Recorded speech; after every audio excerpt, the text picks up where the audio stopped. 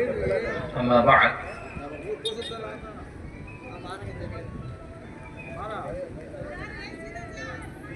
آج جو پروگرام منعقد ہوا ہے یہ پروگرام زیر اہتمام جمعیت اہل حدیث مرکز مرو اور زیر نگرانی جمعیت اہل حدیث چتردرگا ہے۔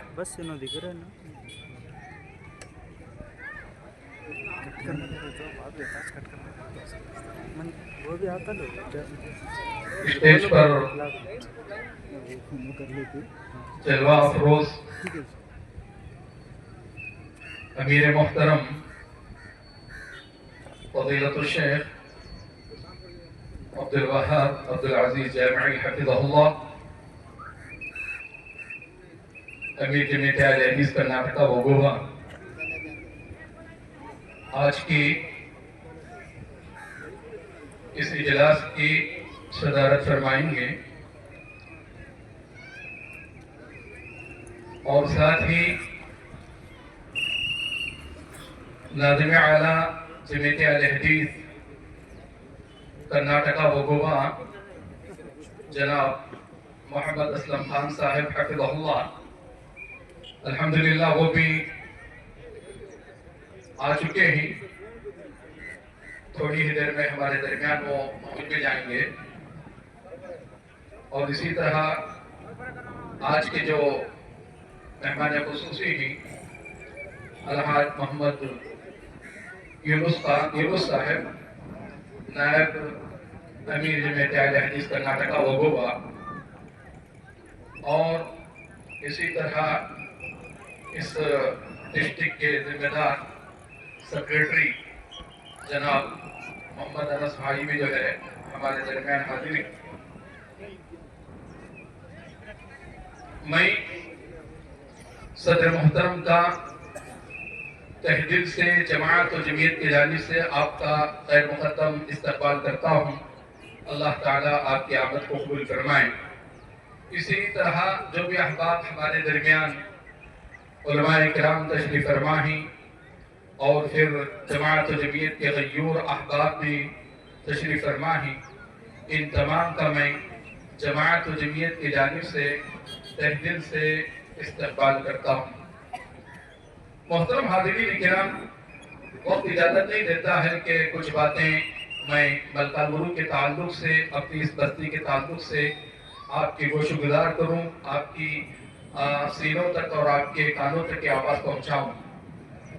مختصر بات یہ ہے کہ 1980 سے قبل اگر ہماری ملکہ مرو کی تاریخ دیکھیں تو ہماری شہر میں صرف ایک ہی مسجد تھی جو جامعہ مسجد ہے۔ ہماری جامعہ مسجد میں الحمدللہ وہیں پر جو ہے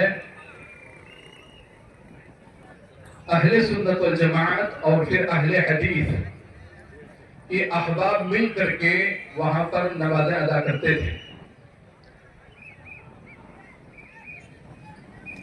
مجھے کچھ چیدہ باتیں جو ہمارے بزرگوں سے ملی ہیں،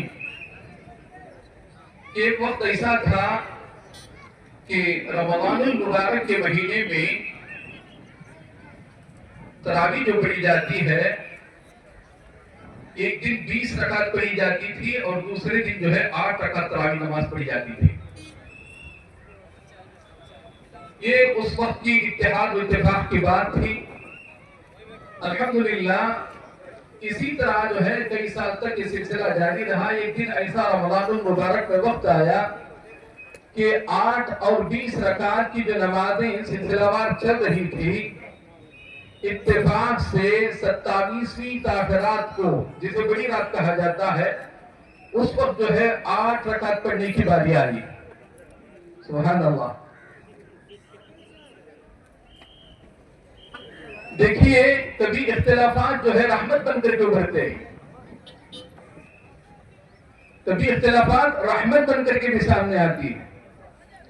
ایسا ہی ہوا کہ جماعت و جمعیت کے غیور احباب نے اپنی اس بستی کی جامعہ مسجد سے نکل کر کے یہ فیصلہ کیا کہ ہم آگے آنے والے دنوں میں الگ مسجد تعمیر کریں گے اور پھر وہاں پر کتاب و سنت کی روشنی میں اللہ کے نبی صلی اللہ علیہ وسلم نے جس طرح نماز پڑھنے کا حکم ہمیں دیا ہے اس طرح ہم پڑھیں گے.